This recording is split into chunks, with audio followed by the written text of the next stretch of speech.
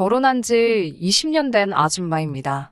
남편까지 해서 아들, 딸, 네 식구가 넉넉지 않은 살림에도 악착같이 살아왔습니다. 남편은 첫째입니다. 아래로 6살 터울 동생이 한 명 있는데 어려서부터 집안 형편이 안 좋아서 남편은 고등학교 졸업하고부터 대학 문턱도 밟아보지 못한 채 일을 시작해야 했었답니다. 그래도 남편이 일을 시작하게 되면서 집안에도 어느 정도 여유가 생겨서 동생만큼은 지원을 많이 받을 수 있었다네요. 그래서 남편 가보지 못한 대학도 다녀왔고 괜찮은 직장에 취직할 수도 있었답니다. 거기까지 들으면 인간극장에 나올 정도로 감동적인 휴먼 스토리겠지요?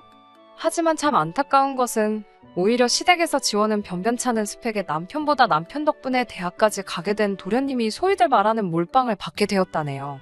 물론 그 시절을 함께하지 않은 저로서는 거기에 얽힌 이야기와 사연들에 대해 정확히 모르지만 응당 내 남편에게도 와야 했을 기회가 한 번도 오지 않았다는 게 참 아쉬울 따름이었습니다. 인생의 만약이란 없지만 그때 기술이라도 배웠다면 지금보다는 더 나은 삶을 살지 않았을까 해서요. 남편은 심성이 참 좋습니다. 저도 집안 형편이 넉넉한 편은 아니었지만 더 좋은 시집자리들 두고 남편을 선택하게 된 건 그 착한 마음 씀씀이 때문이에요. 물론 남들보다 출발점이 훨씬 뒤에 있었기 때문에 안 해도 될 고생을 한 건 사실이지만 후회한 적은 한 번도 없습니다. 하지만 힘든 적이 없었다고 하면 거짓말이겠죠. 너무 분해 잠 못 이루던 적도 있었어요. 처음 저희가 결혼하겠다는 걸 알리러 시부모님 찾아뵈었을 때도 두 분은 썩 내켜하지 않으셨어요. 처음에는 제가 성에 안 차나 마음에 안 드시나 걱정했는데 이유가 참 말도 안 되는 거더라고요. 남편이 결혼을 하고 한 집안의 가장이 되면 당장 시부모님 입장에서는 집에 생활비를 벌어오는 남편이 사라진다는 게 가장 큰 이유였어요. 결혼하는 과정에서 들어가는 비용이라든지 시댁에서 지원해줘야 하는 돈이라던가 이런 것조차 아깝다고 생각하는 건 당연한 이유였고요. 주변에서도 그게 무슨 경우냐며 제 결혼을 반대하던 지인들도 많았습니다. 그래도 저는 남편에게 갖고 있는 신뢰도 컸고 이 사람이라면 조금 부족할지언정 행복하게 살 수 있을 거라 믿어 의심치 않았습니다. 거기에 더불어 남편 또한 이런 상황이 지긋지긋하다며 하루라도 빨리 탈출하고 싶어 했어요. 저도 남편의 식구들이 남편을 대하는 태도나 요구하는 것들을 직접 눈으로 보았기 때문에 나까지 이 사람을 저버린다면 영영 이 사람은 자기 가족들을 위해 희생만 하게 될 거라는 생각이 들었습니다. 무슨 만용이었는지 이 사람을 구원해줄 사람은 저 하나뿐일 거라는 생각을 했고 시부모님의 반대에도 우리는 결국 결혼하게 되었습니다. 당연히 시부모님은 결혼식장에서도 협조적이지 않았어요. 초지일관 무슨 불만 가득한 표정으로 식장에 계셨고 축복받아 마땅한 자리에서 가장 기뻐해 주셔야 할 분들의 응원 없이 결혼을 하게 되었습니다. 결혼식이 끝나고 나서도 시부모님은 우리 결혼을 축복해주기보다 돈부터 찾으시더군요. 시부모님 입장에서는 내키지 않는 결혼을 우리가 우겨서 한다는 이유로 결혼 비용이나 그 어떠한 부분에도 도와주신 거 하나도 없었고 심지어 결혼식에 참석한 신랑 측 하객들도 전부 다 남편이 그동안 사회생활 하면서 만나온 사람들밖에 없었습니다. 시부모님께서 가난하게 살아오시면서 친척들 돈을 빌려서 갚지 않은 것도 많았고 그런 사소한 사건들을 이유로 연을 끊고 살게 되었다고 들었거든요. 저희도 굳이 그 돈을 건드리고 싶지 않았어요. 당연히 시부모님이 가져야 할 돈이라고 생각한 건 아니지만 말하지 않아도 스스로 그 돈에 욕심을 부리실 거라는 걸 알고 있었기 때문에 애초부터 포기하고 있었습니다. 결혼 이후에 친정부모님께서도 어느 정도의 지원을 해주시고 싶어 하셨지만 시댁에서 뭐 하나 받은 것도 없었을 뿐더러 저희 집이라고 사정이 그렇게 넉넉한 상황은 아니었기 때문에 우리끼리 처음부터 아무것도 없이 시작해보고 싶다 저희 부모님을 한사코 말렸습니다. 축의금 드린 걸 가지고 남편은 그게 자기 부모님께 드리는 마지막 돈이라고 말하며 인연을 끊고 살아왔어요. 처음에는 돈 필요하다는 연락도 자주 받았습니다.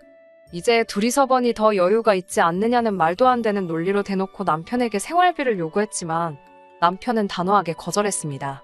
이제 자기도 가장이고 챙겨야 할 가족이 있으니 생활비를 더 이상 줄 수 없다고요. 시아버지는 대번에 남편 뒤통수를 손바닥으로 후려갈기시더라고요. 본인이 너를 그렇게 키운 적 없다고 아주 여자한테 홀려서 가족이고 뭐고 눈에 보이는 게 없냐고 아주 입에 담기도 힘든 욕을 하시더라고요. 남편은 그 상황에서도 꿋꿋하게 축의금 드린 걸 마지막으로 더 이상 도와드릴 수 없다는 말만 반복했고 시아버지의 손찌검에도 말을 바꾸지 않는 남편의 모습에 두 분도 곧 포기하시고 가시더군요. 가는 길에도 폭언은 잊지 않으셨습니다. 여자한테 홀려서 가족 등지는 사람들 중에 잘 되는 사람 한 명도 본 적이 없으시다고요. 어디 한번 얼마나 잘 사나 두고 보자며 있는 대로 성질을 부리고 나가셨습니다. 우리는 방 한 칸짜리 비좁은 원룸에서 신혼생활을 시작했어요. 그래도 남편이 고등학교를 나오고부터 모아온 돈을 전부 다 자기 부모님께 드린 건 아니더라고요. 그 와중에도 자기 미래를 위해서 조금씩 저축해온 돈이 있었기 때문에 제가 모아온 돈과 약간의 대출을 합쳐 전세로 신혼집을 시작할 수 있었습니다. 남들 다 하는 신혼생활 포기하고 대출금부터 없애기 위해 정말 눈에 불을 켜고 서로 일만 하고 허리 졸라매 돈을 아꼈습니다. 결혼 2년차에 대출금을 전부 갚을 수 있었고 그 다음 해에는 코딱지만한 사이즈지만 방 2개짜리 아파트를 자가로 가질 수 있게 되었습니다. 사실 원룸 전세를 정말 좋은 조건에 들어갔기 때문에 거기서 좀 더 지내며 돈을 더 모아 훨씬 좋은 곳으로 이사를 가는 방법도 있었지만 시부모님이 집 주소를 알고 있다는 사실이 너무 싫어서 준비가 되는 대로 그 집에서 나오고 싶었습니다. 둘이 살기에도 비좁은 방 2개짜리 아파트였지만 말한 대로 너무 행복했습니다. 그런데 안 그래도 좁은 집에 새 식구가 한 명 생기게 되었어요. 첫째가 생기게 된 것이죠. 저도 남편도 너무 기쁘고 행복했고 그 소식을 전해들은 친정부모님도 뛸 듯이 기뻐해 주셨습니다. 아이가 생겼다고 일을 그만둘 수는 없었으니 저는 계속 출근을 하는 상황이었지요. 그리고 평소 때처럼 퇴근을 하고 집에 돌아왔는데 매일 같은 신발 신으며 신발이라고는 한 켤레씩밖에 없던 신발장에 못 보던 신발이 2켤레가 더 있더라고요. 신발의 주인은 시부모님이었습니다. 거실에서 이제 오냐고 말하는 목소리를 들었을 때 온몸에 소름이 올라오더라고요. 여기는 어떻게 알고 찾아오신 건가 했더니 남편이 주소를 알려줬다고 하네요. 임신 소식을 들었다고 축하한다고 하시며 돈 10만 원이 든 봉투를 저에게 건네주셨습니다. 시부모님이 집에 돌아가시고 그날 남편하고 처음으로 싸웠습니다. 대체 무슨 생각으로 집 주소를 알려준 거냐고요. 영 끊고 살기로 한 거 아니었냐고. 그렇게 보고 싶었으면 혼자 찾아뵈면 되는 걸 무슨 생각으로 집 주소까지 알려준 거냐 따졌어요. 남편은 고개만 푹 숙인 채로 미안하단 말만 중얼거리더라고요. 하지만 아무리 생각해도 시부모님께 주소를 알려줬다는 사실이 이해가 되지 않아서 남편을 계속 다그쳤습니다. 계속 저한테 욕만 먹으며 아무 말 못하던 남편이 버럭 성질을 내면서 제게 말하더라고요. 아이 생겼다는 이야기를 장인 장모님께 처음 말했을 때 자기는 마음이 아주 찢어졌다며 그걸 알고나 있냐고요. 자기 부모님들이 이제 할머니 할아버지가 되는 경사인데 그 기쁨의 순간에 자기 부모님이 함께하지 못한다는 생각을 하니 눈물이 앞을 가렸다고 합니다. 집 주소를 알려드리기 전에도 혼자서 따로 연락을 했다고 하더군요. 연락을 해오면서도 돈 이야기 한 번 꺼내신 적 없고 동생도 학교를 졸업하고 대기업에 들어가게 되었다고 이제 동생이 부모님을 모시고 있으니 우리한테 더 이상 돈 이야기 하시지 않을 거라고 소리를 박박 지르더군요.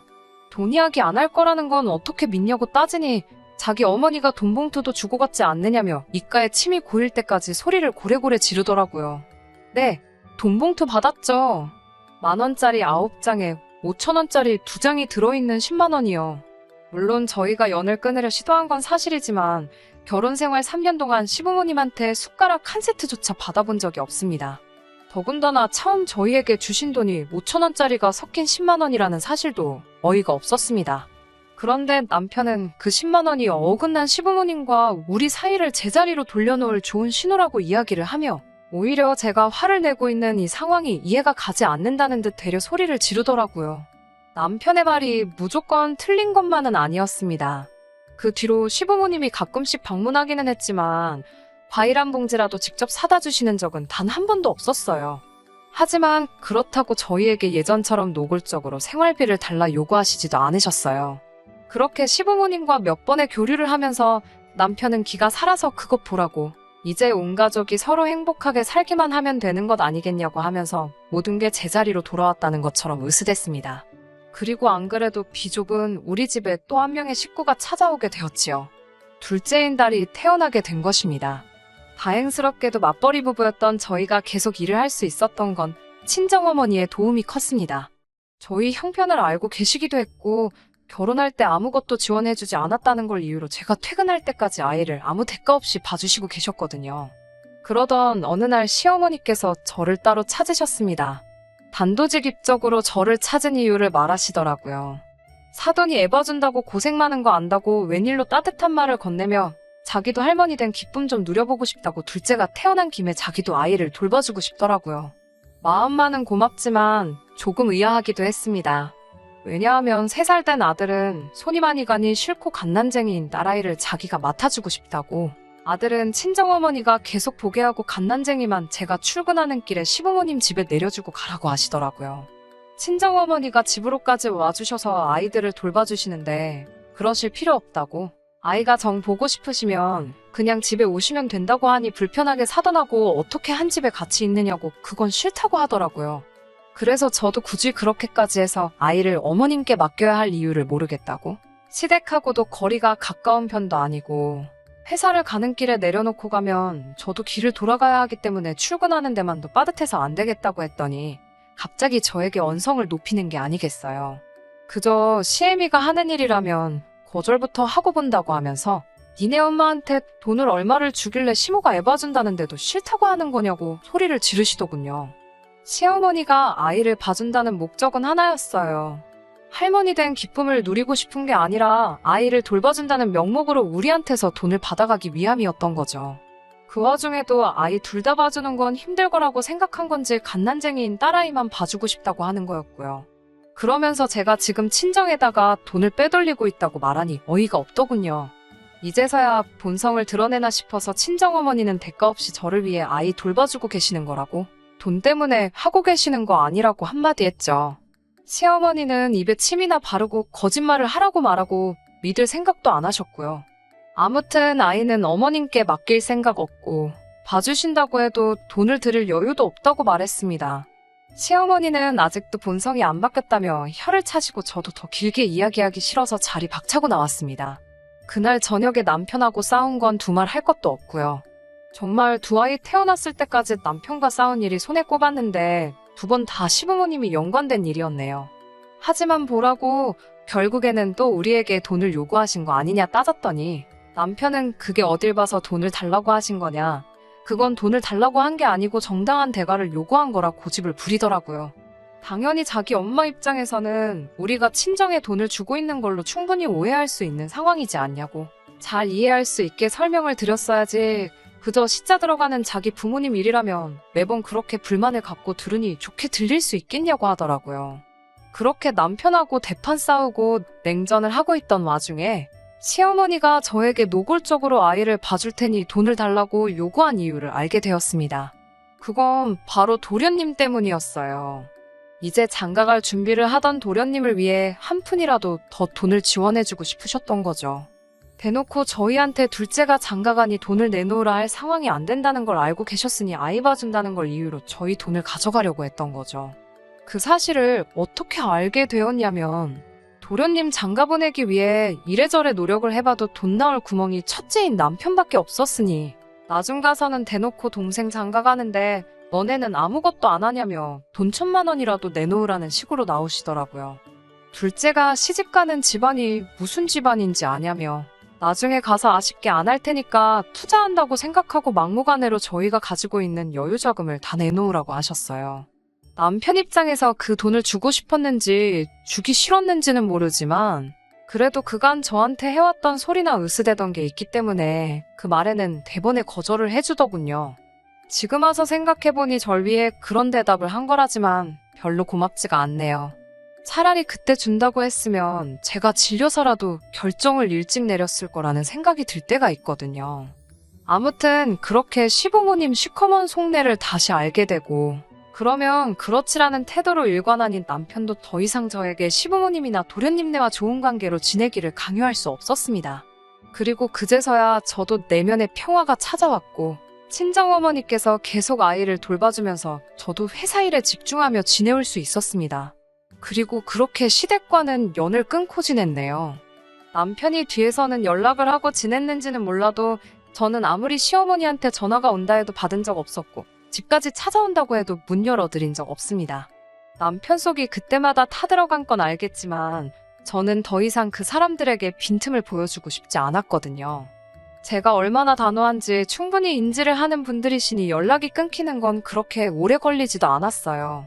아무튼 그렇게 지긋지긋한 10월도와 이별하고 현재까지 아득바득 살아왔습니다.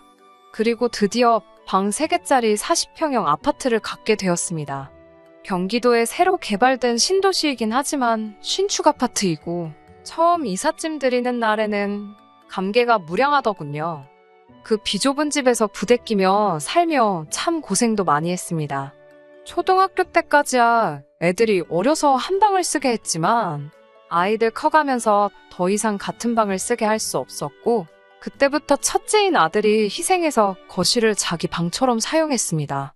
구석의 작은 책상에서 공부하고 거실인지라 그 흔한 침대도 놔주지 못하고 이제 다 끝났다 생각했는데 15년 가까이 연을 끊고 지낸 시부모님이 또 저희 집으로 찾아오셨더군요. 어떻게 오셨는지는 궁금하지도 않았습니다. 뻔하게도 남편이 모시고 왔더군요. 집 이리저리 다니면서 신축 아파트라 그런지 집이 참 좋다며 구경을 하더라고요. 제 속은 속이 아니었죠. 언제 가실런지 싶더라고요. 이번엔 또 어떤 이유를 대며 돈을 내놓으라고 하려나 예상하고 있는데 제 예상과는 다르게 저희에게 달마다 돈을 주겠다고 하시더군요. 첫째가 쓰기로 한 큰 방에 가셔서는 화장실도 바로 방 옆에 붙어 있으니 자기들이 이 방을 쓰면 좋겠다고 하시네요. 우리 집에 와서 살겠다고 말하는 거죠. 누가 살게 해준다고 했냐고, 왜 또 15년 만에 갑자기 오셔서 그런 말을 하시냐고 했더니 이번엔 다르다고 네가 좋아하는 그 돈 우리가 줄 테니 여기서 살겠다고 막무가내로 우기더라고요. 그 돈이 얼마나 되는지는 모르지만 궁금하지도 않았고 같이 살고 싶은 생각도 없었습니다. 말도 안 되는 소리 하실 거면 그냥 돌아가시라고 두 분을 문 앞으로 내모니 그제서야 저한테 부탁하듯이 제발 이 집에서 살게 해달라고 말하며 본인들 사정을 설명해 주더라고요. 남편 돈까지 뜯어가며 올인했던 둘째한테 손절당한 지 오래라고 하덥디다. 빚까지 내가며 장가를 보냈는데 경제력 없던 시부모님이 그 돈을 갚을 방법은 따로 없으셨죠. 그래도 어떻게든 이자만큼은 두 분이서 충당을 하려고 했고 원금은 도련님이 버는 돈으로 메꾸고 있었나 봅니다. 도련님과 결혼한 동서네가 얼마나 대단한 집인지는 모르겠지만 그 대단하다는 집안에서 시댁으로 돈이 들어가고 있는 상황이 썩 달갑지는 않았나 봅니다. 그 말을 듣는데 뿌린 대로 거둔다는 말이 괜히 있는 말이 아니로구나 싶었어요. 친정어머니가 아이 돌봐줄 때 거기에 돈을 얼마를 주는 거냐며 성질 뻑뻑 내던 시어머니 모습이 스쳐 지나가더라고요. 아무튼 도련님이 어떻게든 무마할 수 있는 단계를 지나고 나니 시댁으로 돈 빼돌리고 있다는 걸 이유로 더 이상 몰래몰래 시부모에게 지원을 해준다면 이혼하겠다는 이야기까지 나왔나 봅니다. 너무하다고 생각할 수도 있지만 그쪽 입장에서도 남자가 해온 집 때문에 딸을 믿고 보낸 건가 본데 막상 결혼하고 나니 그게 전부 다 빚더미고 그 돈을 갚아야 하는 게 자식들이다 보니 그쪽에서는 사기 결혼했다 싶은 마음도 있었을 테니 이해가 가더라고요. 그리고 그렇게 몰빵했던 둘째에게 손절당한 시부모는 마지막까지 본인들이 살고 있는 집까지 정리해서 남은 빚을 갚아줬고 남은 돈 얼마 되지 않는 거 들고 나와서 그 돈을 우리한테 줄 테니 방 하나를 내놓으라는 식으로 찾아온 거지요. 어떻게 보면 참말년에 불쌍한 사람들이 되었지만 이해해주고 싶은 생각 하나도 없었습니다. 여태까지 남편에게는 그 어떤 지원조차 하지 않고 오히려 앗아가기만 했던 사람들이 아무렴 이제 더 이상 갈 곳이 없어 찾아왔다지만 그렇게 하도록 두고 싶지도 않았습니다. 하지만 슬프게도 남편은 저와 같은 생각이 아니더라고요. 결혼 생활 20년간 3년 남짓한 시간을 제외하고 연을 끊고 살아왔지만서도 자기 부모를 저버릴 수 없었나 보더라고요. 시부모님 두 분이 처음으로 저한테 굽신대며 돌아가신 그날 밤 남편은 어떻게는 저를 설득하려고 하더군요. 10몇 년의 시간 동안 얼굴 한번 안 보고 살지 않았느냐. 20년 되는 세월 동안 날 위해 부모 등지고 살았으니 남편 도리는 충분히 다 한 것 같다고 이제는 자기가 자식된 도리를 하게 해달라 하더라고요. 그렇게 못한다면 어떻게 할 것이냐 물었더니 그러면 이혼을 해달라고 하더군요. 어처구니가 없었어요. 저는 평생을 빼앗기기만 하던 남편을 위해 이 한 몸 다 바쳐서 희생했고 이 사람도 그걸 알고 있을 거라 생각했는데 이 사람은 자기가 저를 위해 여태껏 희생해왔다는 논리를 펼치고 있었으니까요. 마지막 남은 기대에 합가는 절대 할 생각 없고 차라리 시부모님 얼마 안 되는 남아있는 돈에 합쳐서 월세방을 구해주고 일정의 생활비를 주는 게 어떻겠냐는 제안까지 했습니다. 남편은 애써 힘든 길을 선택했습니다. 끝까지 시부모님을 모실 생각이 없다면 이혼을 하겠다고요. 이혼은 협의에 따라 진행되었습니다. 양육권과 아파트는 제가 가져가고 통장에 있는 돈 일부를 남편이 가져가는 걸로 이혼을 하게 되었습니다. 정말 속상하고 답답했는데 이혼 후에 또 어이없는 일이 발생하고 말았네요. 제 명의의 아파트를 가지고 재산분할 청구 소송이 들어왔네요. 끝까지 욕심을 버리지 않는 시부모님을 용서할 수가 없었습니다. 남편까지 잃은 상황이 앞밖에 남지 않은 저를 너무 우습게 본 처사였어요.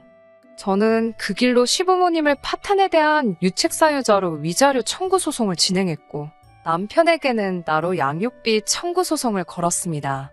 아이들이 성인이 될 때까지 남편은 양육비를 지급해야 했고 시부모님은 얼마 남지 않은 가지고 나온 돈마저도 저에게 위자료로 지급을 해야 했습니다. 남편이 시부모님을 이끌고 와 제 앞에서 빌더군요.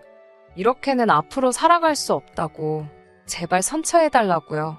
남편만 보면 어떻게 좋게 넘어갈 수 있다는 생각이 들면서도 언제 또 뒤통수를 칠지 모르는 사람들에게 좋게 넘어가고 싶은 생각은 없었습니다. 제 바짓가랑이를 붙잡고 미안하다 사과했지만 제 마음 바꿀 생각 없다고 그 사람들 전부 내쫓아버렸어요. 결국 이렇게 20년의 제 결혼 생활은 끝이 나게 되었고 남편과는 영영남이 되고 말았어요. 행복한 노후를 기대했던 게 저의 욕심이었을까요? 아이들한테는 제가 피도 눈물도 없는 엄마처럼 보일지도 모르겠습니다. 그래도 이제 제 남은 시간 저와 아이들의 행복을 위해서만 살아야겠습니다. 끝까지 들어주셔서 감사합니다. 오늘의 사연은 여기까지입니다. 구독과 좋아요, 알람 설정 부탁드리고 더 좋은 사연으로 다시 찾아뵙겠습니다. 감사합니다.